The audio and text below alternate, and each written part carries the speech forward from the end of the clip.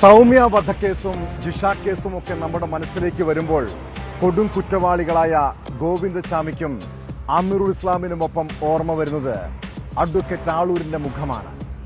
നമ്മുടെ നാട് വെറുക്കപ്പെട്ടവരായി കാണുന്നവർക്കു വേണ്ടി വക്കാലത്ത് പറയാൻ എത്തുന്നവനെയും അങ്ങനെ തന്നെയാണ് സ്ത്രീകൾ കാണുന്നത്. അയാളുടെ മനസ്സ് എത്ര ദുഷിച്ചതാകുമെന്ന് പറയുന്നവരുണ്ട്. സ്ത്രീ പീഡകരെ സംരക്ഷിക്കുന്നവന്റെ സ്വഭാവവും എങ്ങനെയായിരിക്കും? അഡ്വക്കേറ്റ് ആളൂരിനെതിരെ ഉയർന്നുവരുന്ന ലൈംഗിക അതിക്രമ കേസ് ഏറെ ഗൗരവമുള്ളതാണ്. ഇതോടൊപ്പം ആത്മീയതയുടെ മറവിൽ സ്ത്രീകളെ ചൂഷണം ചെയ്ത ഒരു പാസ്റ്ററിന്റെ രോഗശാന്തി ശുശ്രൂഷകളെക്കുറിച്ചും വിശദമായി പരിശോധിക്കുകയാണ് പോലീസ് പട്രോൾ. സ്വാഗതം.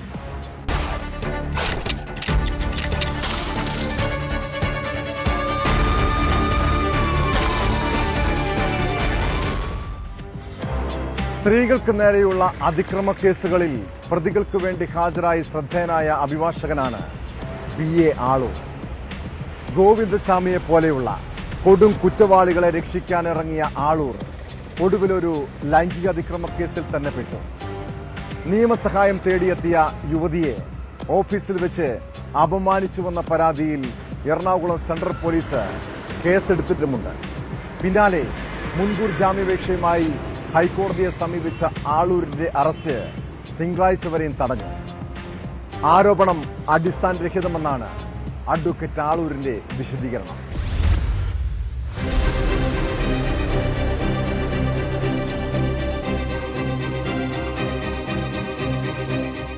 വസ്തുസംബന്ധമായ കേസിൽ നിയമസഹായം തേടിയെത്തിയ യുവതിയോട് അപമര്യാദയായി പെരുമാറിയെന്ന കേസിലാണ് അഡ്വക്കേറ്റ് BA ആളൂരിനെതിരെ എറണാകുളം സെൻട്രൽ പോലീസ് കേസെടുത്തത്.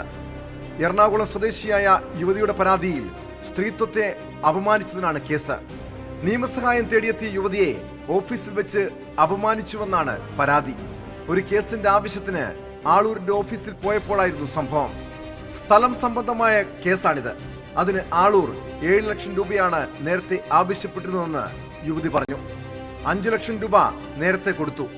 ജഡ്ജിക്കും കമ്മീഷണർക്കും കൈക്കൂലി വാങ്ങാനെന്ന പേരിലാണ് പണം വാങ്ങിയത്.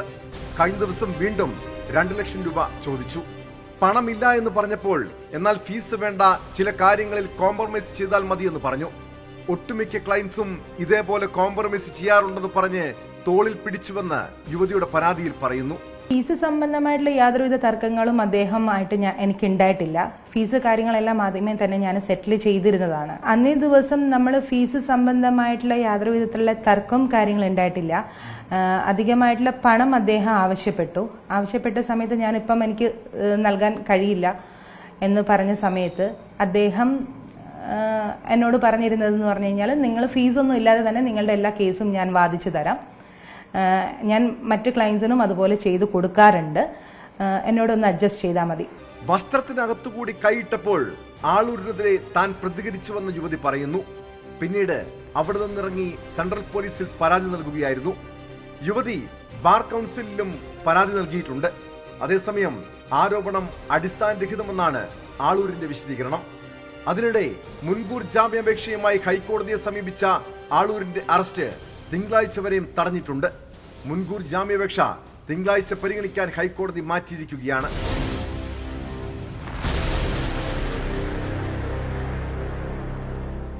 ന്യൂസ് 18 കൊച്ചി.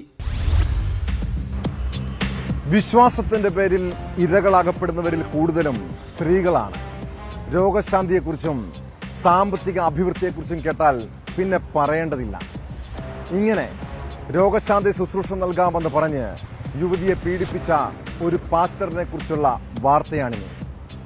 ആശുപത്രിയിൽ ചികിത്സയിൽ കഴിഞ്ഞിരുന്ന യുവതിയെ ബലാത്സംഗം ചെയ്ത സംഭവത്തിൽ ഇടുക്കി പാറത്തോട് സ്വദേശി കുഞ്ഞുമോനെ പോലീസ് അറസ്റ്റ് ചെയ്തു. കല്ലാർകുട്ടി സ്വദേശിനിയുടെ പരാതിയിലാണ് പോലീസിന്റെ നടപടി. രോഗശാന്തി ശുശ്രൂഷ നൽകാമെന്ന് പറഞ്ഞാണ് ഇയാൾ ആശുപത്രി മുറിയിലെടുത്തിയത്.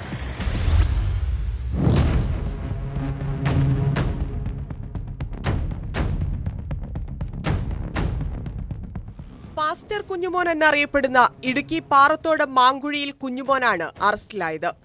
കല്ലാർകുട്ടി സ്വദേശിയായ യുവതിയുടെ പരാതിയെ തുടർന്ന് 1 മാസമായി പോലീസ് ഇയാളെ നിരീക്ഷിച്ചു വരികയായിരുന്നു. പാറത്തോട് സ്വകാര്യ ആശുപത്രിയിൽ ചികിത്സയിൽ കഴിഞ്ഞിരുന്ന യുവതിക്ക് രോഗശാന്തി ശുശ്രൂഷ നൽകാമെന്ന് വിശ്വസിപ്പിച്ചാണ് ഇയാൾ ആശുപത്രി മുറിയിലെത്തിയത്. തുടർന്ന് പ്രാർത്ഥനയ്ക്കിടെ കീഴ്പ്പെടുത്തി ശാരീരിക പീഡനത്തിനിരയാക്കിയെന്നാണ് പരാതി. ഇയാൾക്കെതിരെ മറ്റ് ചില സ്ത്രീകളും പീഡനാരോപണം ഉന്നയിച്ചിരുന്നെങ്കിലും രേഖാമൂലം ഈ പരാതി മാത്രമാണ് ലഭിച്ചതെന്ന് ഇടുക്കി വനിതാ സെൽ CI സുമതി പറഞ്ഞു. അവർ സുഖമില്ലാതെ പാറത്തോട് ഭാഗത്ത് ഹോസ്പിറ്റലിൽ അഡ്മിറ്റായി ട്രീറ്റ്മെൻറ്റ് ചെയ്യുന്ന സമയം അവിടെ സന്ദർശിക്കാൻ എത്തിയ സമയം അവരോട് അപമര്യാദയായിട്ട് പെരുമാറി എന്നുള്ള ഒരു പരാതി അദ്ദേഹത്തിന് അവർ കൊടുക്കുകയും അത് അന്നിരുന്ന DSP അവർക്ക് അദ്ദേഹം കൈമാറുകയും ചെയ്ത് അദ്ദേഹം എനിക്ക് നിർദ്ദേശപ്രകാരം ഞാനത് അവരുടെ മൊഴിയെടുത്ത് കേസ് രജിസ്റ്റർ ചെയ്യുകയും ചെയ്യാറുണ്ട്.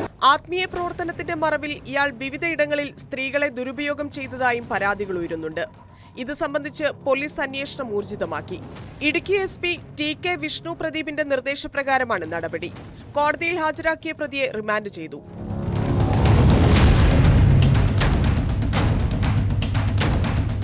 ന്യൂസ് 18 ഇടുക്കി. തലസ്ഥാനത്തെ പോലീസുകാരുടെ കാര്യം കഷ്ടമാണ്. ഗുണ്ടാ സംഘങ്ങളെയും ലഹരി മാഫിയയും നഗരത്തിൽ അഴിഞ്ഞാടുന്നുവെന്ന് മാത്രമല്ല, പോലീസിനെ ആക്രമിക്കുകയും ചെയ്യുന്ന സംഭവങ്ങൾ വർദ്ധിക്കുന്നു. തിരുവനന്തപുരം ബാലരാമപുരത്താണ് ഒടുവിൽ പോലീസുകാർക്ക് നേരെ ആക്രമണമുണ്ടായത്. ബാലരാമപുരം സ്വദേശി മുഹമ്മദ് അസ്കറാണ് പിടികൂടുന്നതിനിടെ പോലീസിനെ മർദ്ദിച്ചത്. ഇയാളെ ബലപ്രയോഗത്തിലൂടെ പോലീസ് അറസ്റ്റ് ചെയ്തു.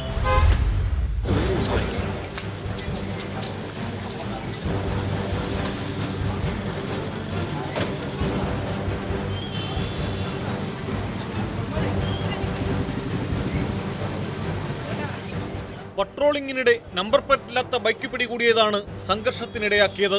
ബൈക്ക് സ്റ്റേഷനിലെത്തിക്കാൻ ശ്രമിച്ച പോലീസുകാരും പ്രതി ബാലരാമപുരം സ്വദേശി മുഹമ്മദ് അസ്കറുമായി ബലപ്രയോഗമുണ്ടായി.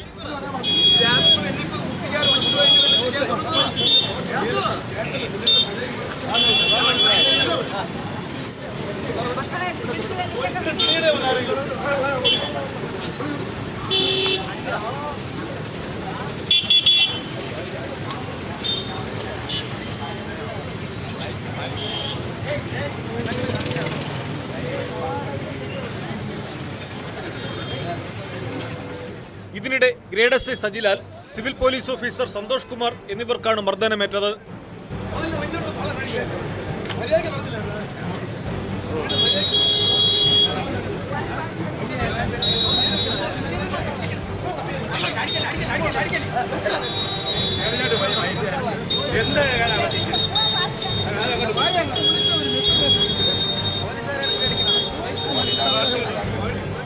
മുഹമ്മദ് അസ്കറിനെ പോലീസ് അറസ്റ്റ് ചെയ്തു.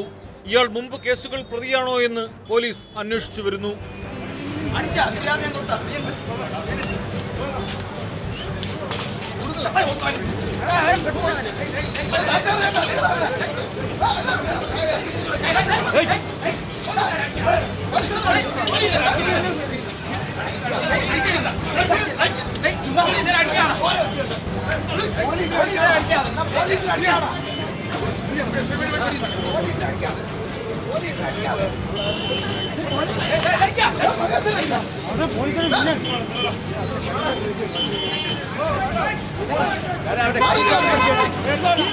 ന്യൂസ് 18 തിരുവനന്തപുരം.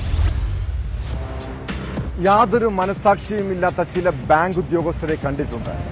ബാങ്കിൽ നിന്നും ലോൺ എടുത്ത് തിരിച്ചടവും മുടങ്ങിയാൽ വീട്ടിൽ നിന്നും ഇറങ്ങാൻ ജപ്തി നോട്ടീസ്, പിന്നീട് സമ്മർദ്ദവും ഭീഷണിയും ഒക്കെ ഉണ്ടാകാം.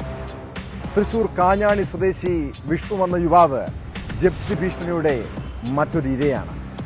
വീട് ജപ്തി ചെയ്യാൻ ബാങ്ക് അധികൃതർ എത്തുന്നതിന് മണിക്കൂറുകൾക്ക് മുൻപാണ് വിഷ്ണു കിടപ്പുമുറിയിൽ തൂങ്ങി മരിച്ചത്.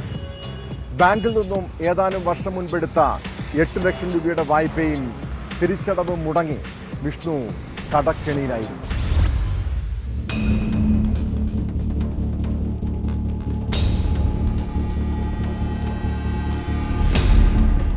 ഒരുപാട് പുറത്ത് കടങ്ങളൊക്കെ ഉണ്ടായിരുന്നേ. അപ്പൊ അതൊക്കെ ഞാൻ ശരിയാക്കായിരുന്നു. പക്ഷേ കേസും കൂട്ടുണ്ട്. അപ്പൊ ഇതൊക്കെ ഞാൻ ഈ സാറിന്റെ അടുത്ത് പറഞ്ഞിരുന്നു. അങ്ങനെയാ 3 മാസം ഇപ്പൊ അമ്മ കിടന്ന് മോനെ എവിടെയെന്ന് ചോദിച്ചു വിളിക്കുന്നത് സാറ്. എനിക്ക് സഹിക്കാൻ പറ്റില്ല.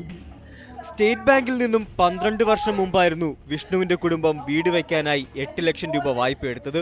ഇതുവരെ 8,74,000 രൂപ തിരിച്ചടച്ചിരുന്നു. തിരിച്ചടവ് മുടങ്ങിയതോടെ 6 ലക്ഷം രൂപ കുടിശ്ശികയായി. ഇതോടെ വീടൊഴിയാൻ ബാങ്ക് ആവശ്യപ്പെട്ടിരുന്നുവെന്ന് വിഷ്ണുവിന്റെ കുടുംബാംഗങ്ങൾ പറഞ്ഞു. 8,74,000 അടച്ചു. പിന്നെ ഒരു 6 ലക്ഷം കൂടി അടക്കുന്ന അവര് നിരന്തരം അതിനെ വിളിച്ച് ഭീഷണിപ്പെടുത്തുക. അക്ഷയ് എന്ന് പറഞ്ഞ സാറുണ്ട്, അയ്യന്തോളിൽ ബ്രാഞ്ച്. അപ്പോൾ ഇന്നലെ വന്ന് ഞങ്ങൾ കളക്ടർ ഓഫീസിൽ പോയി, വേറൊരു ബാങ്കിൽ പോയി, പോവാത്ത സ്ഥലങ്ങളില്ല, അന്വേഷിക്കുന്ന സ്ഥലങ്ങളില്ല. അപ്പോൾ അവർ നിരന്തരം ഭീഷണിപ്പെടുത്തുക. ഇന്ന് വരുന്ന ഭയങ്കര ഭീഷണിയാണ്. ജപ്തി ഭീഷണിയെ തുടർന്ന് ബന്ധുവീട്ടിലേക്ക് മാറാനിരിക്കെയാണ് വിഷ്ണു കിടപ്പുമുറിയിൽ തൂങ്ങി മരിച്ചത്. പണമടയ്ക്കാൻ ബാങ്കിൽ നിന്നും ഭീഷണിയുണ്ടായിരുന്നതായും കുടുംബാംഗങ്ങൾ ആരോപിച്ചു. ലോൺ തുകയേക്കാൾ കൂടുതൽ തിരിച്ചടച്ചിരുന്നുവെന്നും കോവിഡ് പ്രതിസന്ധിയിലാണ് അടവ് മുടങ്ങിയതെന്നും ബന്ധുക്കൾ പറയുന്നു.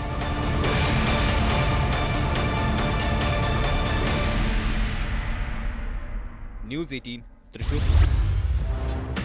കോഴിക്കോട് കേന്ദ്രീകരിച്ച് സമീപകാലത്ത് നടന്ന ഏറ്റവും വലിയ സാമ്പത്തിക തട്ടിപ്പാണ് Nidhi private limited Swiss bank case. ചെറുകിട കച്ചവട സ്ഥാപനങ്ങളിൽ നിന്നും സാധാരണക്കാരിൽ നിന്നും നിക്ഷേപം സ്വീകരിച്ച് കഴിഞ്ഞ 4 വർഷത്തിനിടെ കോടികളാണ് തട്ടിയെടുത്തത്. തട്ടിപ്പ് വിവരം പുറത്തുവന്നതിന് പിന്നാലെ ഒളിവിൽ പോയ പ്രതി കടലുണ്ടി സ്വദേശി വസീം തൊണ്ടിക്കോടനെ പോലീസ് അറസ്റ്റ് ചെയ്തു. കോടികളുടെ നിക്ഷേപമാണ് വിവിധ ഭാഗങ്ങളിൽ ബ്രാഞ്ചുകൾ തുറന്ന് ഇയാൾ കൈക്കലാക്കിയത്.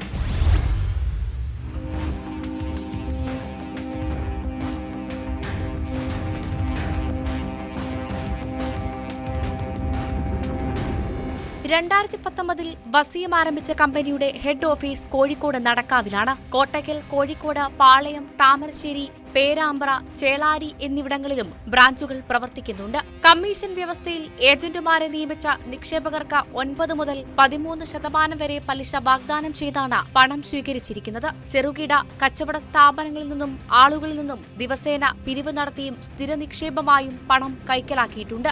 കോടികളുടെ നിക്ഷേപമാണ് വിവിധ ഭാഗങ്ങളിൽ ശാഖകൾ തുറന്ന് വസീം കൈക്കലാക്കിയതെന്ന് പോലീസ് പറഞ്ഞു. നാട്ടുകാരുടെ കയ്യിൽ നിന്ന്, പാവപ്പെട്ട ആൾക്കാരുടെ കയ്യിൽ നിന്ന് ഡിപ്പോസിറ്റ് നിരക്ക് സാമ്പത്തികം വാങ്ങിയിട്ട് അത് റോൾ ചെയ്യുക, സ്വന്തമായി റോൾ ചെയ്യുക. ഡിപ്പോസിറ്റ് ചോദിച്ചു വരുന്ന ചിലർക്ക് ഡിപ്പോസിറ്റ് കൊടുക്കുക, പൂർണ്ണമായിട്ട് കൊടുക്കുന്നില്ല, ചില ആൾക്കാർക്ക് കൊടുക്കുക, ചില ആൾക്കാരെ കബളിപ്പിക്കുക. അങ്ങനെയാണ് നമ്മുടെ കോട്ടയ്ക്കൽ 80ഓളം പേരുടെ പരാതി നിലവിലുണ്ട്. ഞങ്ങൾ FIR എടുത്തതിന് ശേഷം ഇപ്പോൾ കുറച്ച് ആളുകളെ നമ്മൾ അന്വേഷിക്കുന്നു. ആളെ സ്ഥലത്തില്ല, പുള്ളി ഗൾഫിലായിരുന്നു.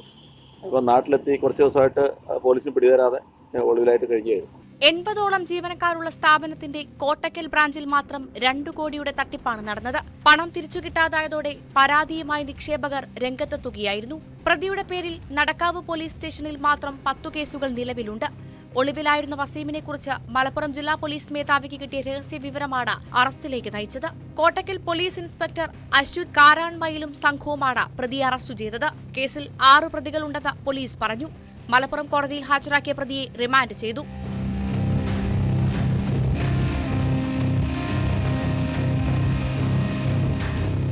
ന്യൂസ് 18 തിരൂർ. വിദേശത്തേക്ക് പോകാൻ വ്യാജ പാസ്പോർട്ടും രേഖകളും തയ്യാറാക്കുന്ന വൻ സംഘം തന്നെയുണ്ട് കാസർഗോഡ് ജില്ലയിൽ.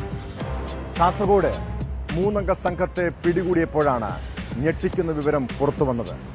പിടിയിലായവർക്ക് മനുഷ്യക്കടത്ത് സംഘവുമായി ബന്ധമുണ്ടെന്ന് സംശയിക്കുന്നുണ്ട്. നിരവധി രേഖകളും വ്യാജ സീലുകളും ഇവരിൽ നിന്നും പിടിച്ചെടുത്തു. സംഭവത്തിൽ കർണാടകയിലേക്കും അന്വേഷണം വ്യാപിപ്പിച്ചിട്ടുണ്ട്.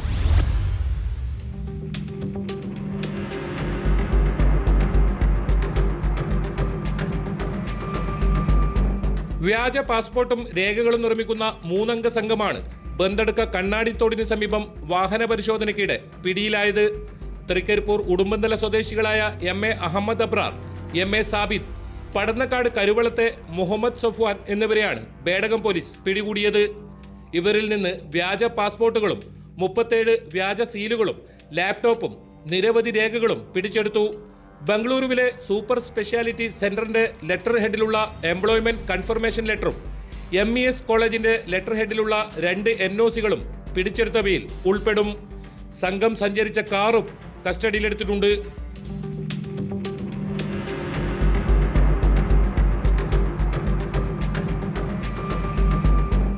അറസ്റ്റിലായ സംഘത്തെക്കുറിച്ച് വിശദമായ അന്വേഷണം നടത്തിവരികയാണെന്ന് പോലീസ് പറഞ്ഞു. ഉത്തര കൊറിയയിലേക്ക് ആൾക്കാരെ കയറ്റി അയക്കുന്നതിനാണ് പ്രതികൾ വ്യാജരേഖകൾ നിർമ്മിക്കുന്നതെന്നാണ് സംശയിക്കുന്നത്. മനുഷ്യക്കടത്ത് സംഘവുമായി ഇവർക്ക് ബന്ധമുണ്ടോ എന്നും അന്വേഷിക്കുന്നുണ്ട്. ബംഗളൂരുവിലെ വ്യാജരേഖ തട്ടിപ്പ് സംഘങ്ങളുമായോ ശൃംഖലകളുമായോ ഇവർക്ക് ബന്ധമുണ്ടോ എന്നും പരിശോധനാ വിഷയമാണ്.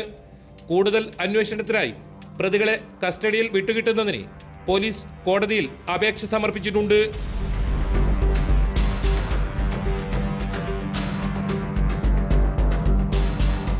ന്യൂസ് 18 കാസർഗോഡ്. തെരുവ് ഗുണ്ടകളെക്കാൾ കഷ്ടമാണ് നമ്മുടെ നാട്ടിലെ ചില ജനപ്രതിനിധികളുടെ കാര്യം. കൊല്ലം വിളക്കുടി ഗ്രാമപഞ്ചായത്തിൽ ഭരണ പ്രതിപക്ഷാംഗങ്ങൾ തമ്മിലുണ്ടായ വാക്കേറ്റം കയ്യാങ്കളിയിലാണ് കലാശിച്ചത്. ഇടതുമുന്നണി ഭരണം പിടിച്ചെടുത്ത ശേഷമുള്ള ആദ്യ യോഗമാണ് സംഘർഷത്തിലെത്തിയത്. കയ്യാങ്കളിയിൽ 2 വനിതകളടക്കം 4 UDF അംഗങ്ങൾക്കും ഒരു ഇടതുപക്ഷ അംഗത്തിനും പരിക്കേറ്റു. കുന്നിക്കോട് പോലീസ് എത്തിയാണ് രംഗം ശാന്തമാക്കിയത്.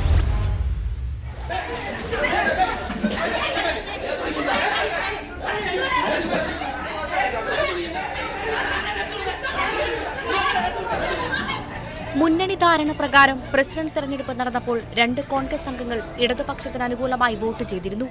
കൂറുമാറിയ കോൺഗ്രസ് വനിതാ അംഗത്തെ പ്രസിഡന്റാക്കിയാണ് ഇടതുമുന്നണി പഞ്ചായത്ത് ഭരണം പിടിച്ചത്. തുടർന്നുള്ള ആദ്യ ഭരണസമിതി യോഗത്തിലാണ് കയ്യാങ്കളി നടന്നത്. കൂറുമാറി വോട്ട് ചെയ്ത പ്രസിഡന്റ് രാജിവെക്കണമെന്ന് UDF പ്രവർത്തകർ ആവശ്യപ്പെട്ടു. കരിങ്കൊടിയുമായി പഞ്ചായത്ത് യോഗത്തിൽ പ്രതിഷേധിച്ച കോൺഗ്രസിന്റെ 8 അംഗങ്ങളെയും ഭരണസമിതി ഒരു ദിവസത്തേക്ക് സസ്പെൻഡ് ചെയ്തു. തുടർന്നാണ് വാക്കേറ്റവും സംഘർഷവും ഉണ്ടായത്.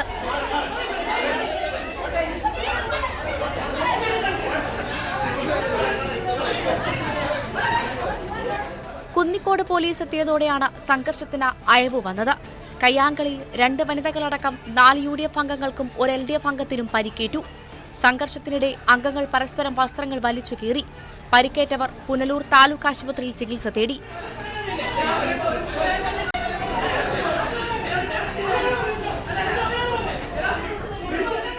ന്യൂസ് 18 പുനലൂർ. കൊല്ലം അയൂർ ജംഗ്ഷനിൽ മദ്യപന്മാരുടെയും സാമൂഹ്യവിരുദ്ധരുടെയും അഴിഞ്ഞാട്ടമാണ്. ഫുട്പാത്തിലൂടെ സഞ്ചരിക്കുന്നവരെയും സ്ത്രീകളെയും ഉപദ്രവിക്കുകയാണ് അക്രമികളുടെ രീതി. ലൈംഗിക അതിക്രമവും പിടിച്ചുപറിയും കാരണം ആളുകൾക്ക് ഇതുവഴി നടന്നു പോകാൻ പോലും ഭയമാണ്. സ്കൂൾ വിദ്യാർത്ഥികൾക്കും ഇവർ ഭീഷണിയാകുന്നുണ്ട്. ശല്യം രൂക്ഷമായതോടെ 2 പേരെ നാട്ടുകാർ തന്നെ പിടികൂടി പോലീസിലേൽപ്പിച്ചു.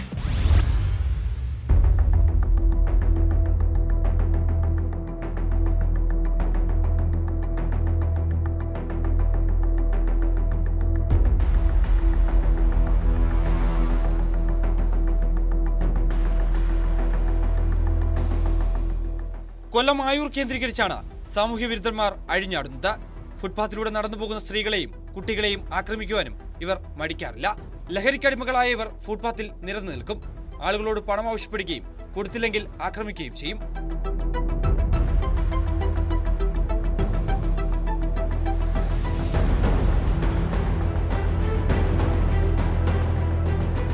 എവിടുന്നൊക്കെയോ വന്നു ചേരുന്ന കുറെ ആൾക്കാർ രാവിലെ മുതലേ മദ്യം വാങ്ങിച്ച് കുടിക്കുക, അരിഷ്ടക്കടയോ അരിഷ്ടം വാങ്ങിച്ച് കഴിക്കുക, എന്നിട്ട് വഴിയെ പോകുന്നവരെ ഉപദ്രവിക്കുക, ചീത്ത വിളിക്കുക, പെണ്ണുങ്ങളായാലും പൈസ ചോദിക്കുക. അഥവാ കൊടുത്തില്ലെങ്കിൽ നല്ലപോലെ അവർ ചീത്ത വിളിക്കുന്നുണ്ട് പെണ്ണുങ്ങളെ. പലരും പരാതി പറയാറുണ്ട്. സഹിക്കാവുന്നതിലും അപ്പുറമായിരിക്കുക. പല പ്രാവശ്യം പോലീസ് സ്റ്റേഷനിലും കൊട്ടാരക്കര SP ഒക്കെ ആയിട്ട് ബന്ധപ്പെട്ട് നമ്മൾ പരാതികൾ കൊടുത്തെങ്കിലും ഇതുവരെ ഒരു ശാശ്വത പരിഹാരം ഉണ്ടായിട്ടില്ല.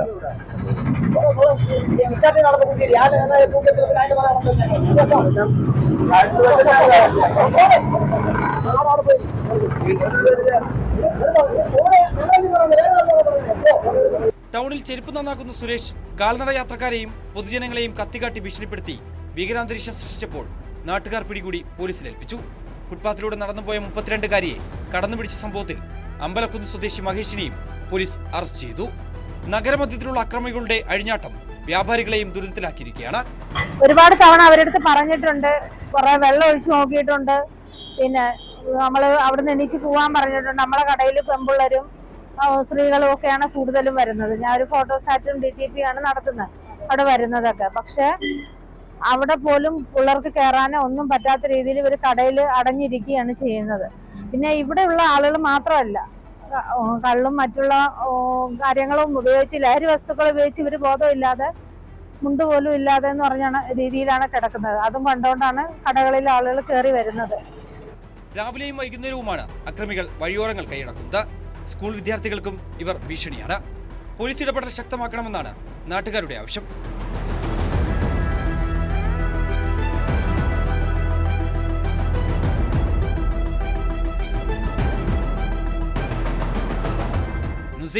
കൊട്ടാരക്കര.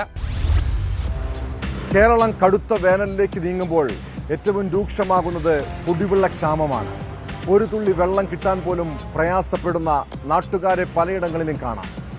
അങ്ങനെയുള്ളൊരു നാട്ടിലാണ് സാമൂഹ്യദ്രോഹിയായ യുവാവ് കിണറുകളിൽ ആസിഡും കരിയോയിലും കലക്കിയൊഴിച്ച് മലിനമാക്കിയത്. പത്തനംതിട്ട കൊടുമണ്ണിൽ 12ഓളം കിണറുകളിലെ വെള്ളം ഉപയോഗശൂന്യമായി. നാട്ടുകാരുടെ പരാതിയിൽ പ്രദേശവാസിയായ റിതേഷിനെ കൊടുമൺ പോലീസ് കസ്റ്റഡിയിലെടുത്തു.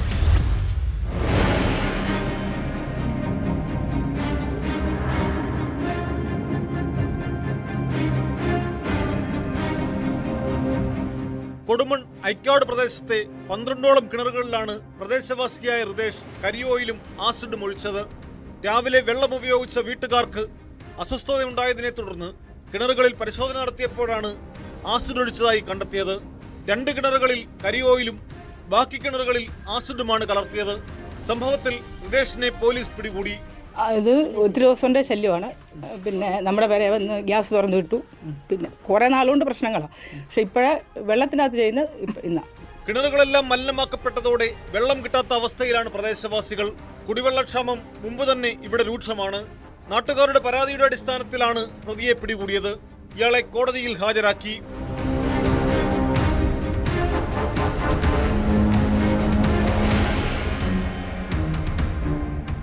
ന്യൂസ് 18 പത്തനംതിട്ട. ഗുണ്ടകളും കൊട്ടേഷൻ സംഘങ്ങളുമാണ് നാടിന്റെ സ്വൈര്യ ജീവിതം തകർക്കുന്നത്. അവരെ അടിച്ചമർത്തിയില്ലെങ്കിൽ കുറ്റകൃത്യങ്ങൾ വർദ്ധിക്കുമെന്ന കാര്യത്തിൽ യാതൊരു സംശയവുമില്ല. ആക്രമണം പതിവായപ്പോഴാണ് കോട്ടയം ജില്ലാ പോലീസ് ഗുണ്ടകൾക്കെതിരെ ശക്തമായ നടപടി സ്വീകരിച്ചു തുടങ്ങിയത്. ഇപ്പോൾ സംസ്ഥാനത്ത് ഗുണ്ടകൾക്കെതിരെ കാപ്പ ചുമത്തി നടപടി സ്വീകരിച്ച ജില്ലകളിൽ 1ാം സ്ഥാനത്താണ് കോട്ടയം. 150 കുറ്റവാളികൾക്കെതിരെയാണ് കോട്ടയത്ത് നടപടി ഉണ്ടായത്.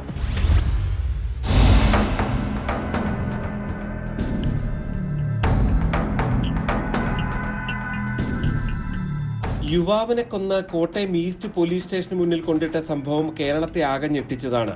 കെ ഡി ജോമോൻ എന്ന ഗുണ്ടയെ കാപ്പ ചുമത്തിയിട്ടും തുടർ നടപടി എടുക്കാത്തതാണ് അന്ന് കൊലപാതകത്തിലേക്ക് നയിക്കാൻ ഒരു കാരണമായത്. ഇത് അന്ന് വിവാദമാകുകയും ചെയ്തിരുന്നു. ഇതിനു പിന്നാലെയാണ് ഗുണ്ടകളെ അമർച്ച ചെയ്യാനുള്ള നീക്കം ജില്ലയിൽ ശക്തമായത്. 301 കുറ്റവാളികളെ ശുപാർശ ചെയ്തതിൽ 151 പേർക്കെതിരെ നടപടി പൂർത്തിയായി. 46 പേരെ നാടുകടത്തി, 18 പേരെ ജയിലിലാക്കി. നമ്മൾ പൊതുവെ ഒരു പരാതി കിട്ടിക്കഴിഞ്ഞാൽ ആ പരാതി അപ്പം തന്നെ നമ്മൾ നടപടി സ്വീകരിക്കുക, പരാതി സ്വീകരിക്കുക. കോഗ്നിസബിൾ ഒഫൻസ് ആണെങ്കിൽ കേസ് എടുക്കുക. പ്രത്യേകിച്ച് ആൻറ്റി സോഷ്യൽസ് ഇൻവോൾവ് ആയ പരാതിയാണെങ്കിൽ അതിൽ വൈകാതെ തന്നെ കേസെടുക്കാനുള്ള കാര്യമാണെങ്കിൽ കേസെടുക്കുക, അറസ്റ്റും മറ്റു കാര്യങ്ങൾ നടക്കുക. ഉടൻ തന്നെ മറ്റ് പ്രിവെൻറ്റീവ് ആക്ഷൻസ് 107 CRPC 110 CRPC അതുപോലെ അയാൾ വീണ്ടും ക്രൈമിൽ ഇൻവോൾവ് ആവുന്നത് കൊണ്ട് മുൻകാലങ്ങളിൽ ജാമ്യൻ കണ്ടീഷൻസ് നമ്മൾ പൊതുവേ നോക്കാറുണ്ട്. അപ്പോൾ ജാമ്യൻ വ്യവസ്ഥകൾ ലംഘിച്ചിട്ടുണ്ടോ അങ്ങനെ ഉണ്ടെങ്കിൽ അത് കൺസേൺഡ് കോടതിക്ക് അഫിഡവിറ്റ് ഫയൽ ചെയ്ത് അത് ഫോളോ അപ്പ് നടത്തുക. അത് കാപ്പ മാത്രമല്ല, ഒരു ആൻറ്റി സോഷ്യൽസ് കൺട്രോൾ ചെയ്യുന്നത് അതും ഒരു മെത്തഡാണ്. പിന്നെ കാപ്പ അർഹതപ്പെട്ട ആളെയും കാപ്പ കൊടുക്കുക. കോട്ടയത്ത് മുൻ വർഷങ്ങളെ അപേക്ഷിച്ച് കാപ്പ നിയമം നടപ്പാക്കുന്നതിൽ 90% വർധനയാണ് ഉണ്ടായത്. 2018 മുതൽ 2023 വരെ സ്ഥിരം കുറ്റവാളികളായ 304 പേർക്കെതിരെയാണ് കാപ്പ നിയമപ്രകാരം നടപടിയെടുത്തത്. 250 പേർക്കെതിരെ നടപടി ശുപാർശ ചെയ്ത ആലപ്പുഴയാണ് 2ാം സ്ഥാനത്ത്. മറ്റ് ജില്ലകളിൽ നടപടി നേരിട്ടവർ 100-ൽ താഴെയാണ്. നിയമം ശക്തമായി നടപ്പാക്കാൻ തുടങ്ങിയത് കുറ്റകൃത്യങ്ങൾ കുറയാൻ കാരണമായി എന്നതാണ് പോലീസിന്റെ വിലയിരുത്തൽ.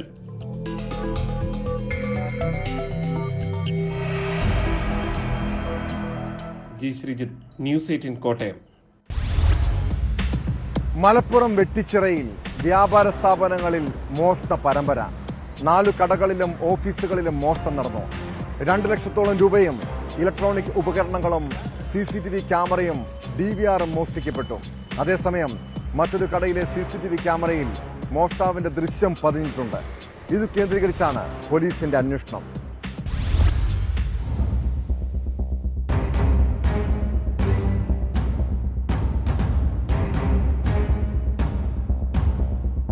വെട്ടിച്ചിറയിൽ ദേശീയപാതയോരത്ത് പുലർച്ചെ 2-നും 4-നും ഇടയിലാണ് മോഷണ പരമ്പര അരങ്ങേറിയത്.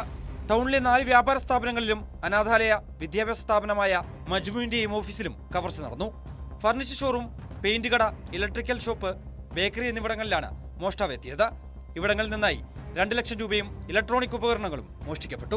പള്ളിയുടെ അടുത്ത് ചേർന്ന് നിൽക്കുന്ന ഒരു ഇലക്ട്രിക്കൽ ഷോപ്പ്, അതിന്റെ തൊട്ടടുത്തുള്ള ബേക്കറി, അതുപോലെ 5ഓളം കടകളിൽ, അതുപോലെ തന്നെ ഇതിന്റെ തൊട്ടടുത്ത് സ്ഥിതി ചെയ്യുന്ന മജ്മുവിന്റെ സ്ഥാപനത്തിന്റെ ഓഫീസിലും മോഷണം നടന്നിട്ടുണ്ട്. ഏകദേശം 2 ലക്ഷത്തോളം ക്യാഷ് പൈസയായിട്ട് ഒരു മോഷണ സംഘം മോഷ്ടിച്ചിട്ടുണ്ട്. കടകളിലെ CCTV ക്യാമറയിൽ ദൃശ്യം പതിഞ്ഞിരിക്കുമെന്ന് അറിയാവുന്ന മോഷ്ടാവ് ക്യാമറയുടെ DVR-ഉം അടിച്ചുമാറ്റിയാണ് സ്ഥലമിട്ടത്. എന്നാൽ മോഷ്ടാവ് കയറാത്ത മറ്റൊരു കടയ്ക്ക് പുറത്തെ CCTV ക്യാമറയിൽ ദൃശ്യം പതിഞ്ഞിട്ടുണ്ട്. മുണ്ടും ഷർട്ടും ധരിച്ച് മുഖം മറച്ചെത്തിയ മോഷ്ടാവ് കയ്യിൽ ടോർച്ചുമായി കറങ്ങി നടക്കുന്നതാണ് ദൃശ്യങ്ങളിലുള്ളത്. ഒരു സ്ഥാപനത്തിൽ നിന്ന് പണം കിട്ടാതായതോടെ 1 ലക്ഷത്തോളം രൂപ വിലമതിക്കുന്ന ലാപ്ടോപ്പ് മോഷ്ടിച്ചു. വഴിയിൽ കിടന്ന് കടഞ്ഞു കിട്ടിയ തുക ഉടമസ്ഥന് നൽകാൻ കാത്തുസൂക്ഷിച്ചിരുന്ന പണമാണ് മറ്റൊരു കടയിൽ നിന്ന് നഷ്ടപ്പെട്ടത്. കാടാമ്പുഴ പോലീസിൽ വ്യാപാരികൾ പരാതി നൽകി. പോലീസ് അന്വേഷണം ആരംഭിച്ചിട്ടുണ്ട്.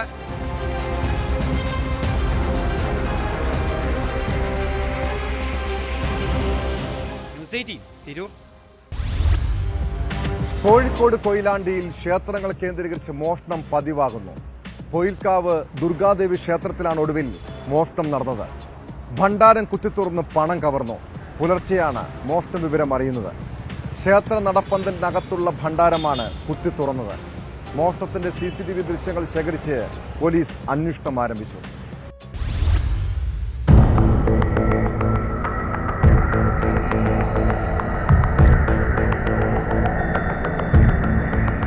പൊയിൽക്കാവ് ദുർഗാദേവി ക്ഷേത്രത്തിലെ നടപ്പന്തലിൽ മുൻവശത്തെ പ്രധാന ഭണ്ഡാരമാണ് കുത്തി തുറന്നത്. ഭണ്ഡാരത്തിലുണ്ടായിരുന്ന നോട്ടുകൾ മാത്രമെടുത്ത് നാണയങ്ങൾ 2ഇടത്തായി ഉപേക്ഷിച്ച നിലയിലാണ്. എത്ര രൂപ നഷ്ടമായി എന്നത് വ്യക്തമല്ല. മണ്ഡലകാലത്തോടനുബന്ധിച്ച് നിരവധി ഭക്തജനങ്ങൾ ക്ഷേത്ര ദർശനം നടത്തിയിരുന്നു. അതിനുശേഷം ഭണ്ഡാരം തുറന്നിരുന്നില്ല. ഒരു മണിൻ്റെയും 2 മണിൻ്റെ ഇടയിലുള്ള സമയത്താണ് കയറിയതെന്ന് തോന്നുന്നു. CCTV ദൃശ്യങ്ങളുണ്ട്. നേരത്തെ കള്ളം കയറിയ സമയത്ത് അന്ന് സ്ഥാപിച്ച ഒരു CCTVയിൽ നിന്നും ഏകദേശം ദൃശ്യങ്ങൾ വ്യക്തമാണ്. പക്ഷേ മുഖം മറച്ചിട്ടുണ്ട്. ശബരിമല സീസൺ ആയതുകൊണ്ട് മോശമല്ലാത്ത ഒരു സംഖ്യ ഭണ്ഡാരത്തിലുണ്ടാകുമെന്നാണ് ഇവിടെയുള്ള പലരും തന്നെ പറയുന്നത്. അത് സാധ്യതയുണ്ട്. അത് വളരെ കൃത്യമായി തന്നെ സമയവും സന്ദർഭമൊക്കെ അറിയുന്ന ആളായിരിക്കണം ഇത് എടുത്തതെന്ന് തോന്നുന്നു. തൊട്ടടുത്ത വീട്ടിൽ നിന്ന് മഴ എടുത്തുകൊണ്ടാണ് ഇവിടെ വന്നിട്ട് ഇത് കളവ് ചെയ്തത്. പുലർച്ചെ 4 മണിയോടെ ക്ഷേത്ര ജീവനക്കാരി എത്തിയപ്പോഴാണ് മോഷണ വിവരം അറിയുന്നത്. ഭണ്ഡാരം കുത്തിത്തുറക്കാൻ ഉപയോഗിച്ച ആയുധം ക്ഷേത്രപ്പറമ്പിൽ വടക്ക് ഭാഗത്ത് ഉപേക്ഷിച്ച നിലയിലായിരുന്നു. കൊയിലാണ്ടി SI തങ്കരാജിന്റെ നേതൃത്വത്തിലുള്ള പോലീസും വിരലടയാള വിദഗ്ധരും സ്ഥലത്തെത്തി പരിശോധന നടത്തി. ക്ഷേത്രത്തിലെയും സമീപത്തെയും CCTV ദൃശ്യങ്ങൾ ശേഖരിച്ച് അന്വേഷണം ആരംഭിച്ചു. ഞാൻ തൃപ്പടി അടിക്കാൻ നോക്കുമ്പോൾ പെട്ടെന്ന് ഇങ്ങനെ കോയിന് തൊഴിഞ്ഞ് കിടക്കുന്നത് കണ്ടത്. അങ്ങനെ നോക്കുമ്പോൾ അടിഭാഗം തുറന്ന് കിടക്കുന്നത് കണ്ടതു. ഞാൻ അമ്മയോട് പറഞ്ഞു, അമ്മയെ ഭണ്ഡാരം കുത്തിപ്പൊളിച്ചിക്ക്. അമ്മ അവിടെ ഇരുന്ന് ഞാൻ അടുത്തുള്ള സഹോദരൻ്റെ അടുത്ത് പോയി. സഹോദരനെ കൂട്ടിക്കൊണ്ടുവന്ന് സഹോദരൻ വേഗം ഇതിൻ്റെ ഫോട്ടോ എടുത്തു. പിന്നെ ഇവിടെയുള്ള ഒരാളന്മാരെല്ലാവരും വിളിച്ച് ആദ്യം വന്നത് ക്ലർക്ക് രാജീവനാണ്. ദിവസങ്ങൾക്ക് മുൻപാണ് കൊയിലാണ്ടി കുറുവങ്ങാട് പുതിയകാവിൽ ക്ഷേത്രത്തിൽ സമാനമായ രീതിയിൽ ഭണ്ഡാരം കുത്തിത്തുറന്ന് പണം മോഷ്ടിച്ചത്. 3 ഭണ്ഡാരവും ഓഫീസിലെ അലമാരയും കുത്തിത്തുറന്ന നിലയിലായിരുന്നു. ജനുവരി 28-ന് നടന്ന സംഭവത്തിൽ ഇതുവരെ മോഷ്ടാവിനെ പിടികൂടാനായിട്ടില്ല. മോഷണ സംഭവങ്ങൾ ആവർത്തിക്കുന്നത് പ്രദേശവാസികൾക്കിടയിൽ ഭീതി പടർത്തിയിട്ടുണ്ട്.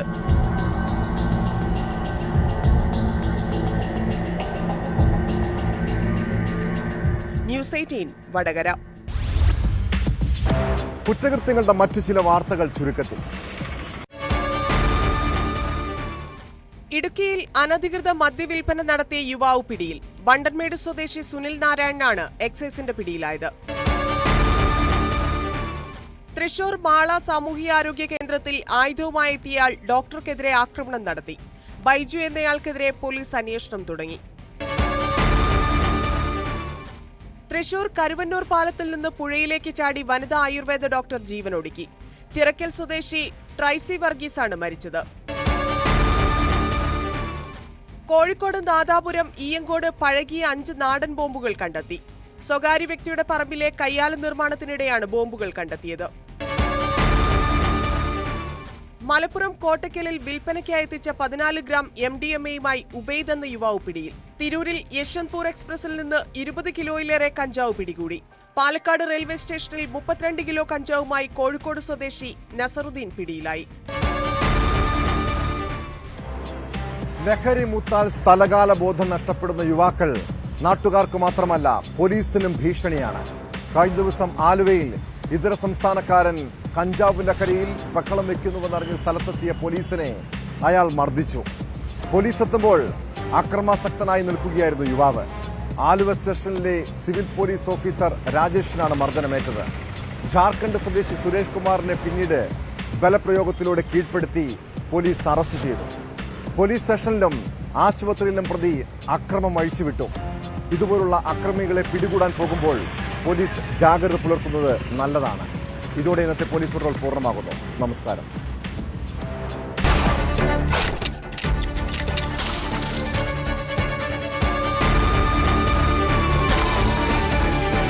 ഈ പരിപാടി നിങ്ങൾ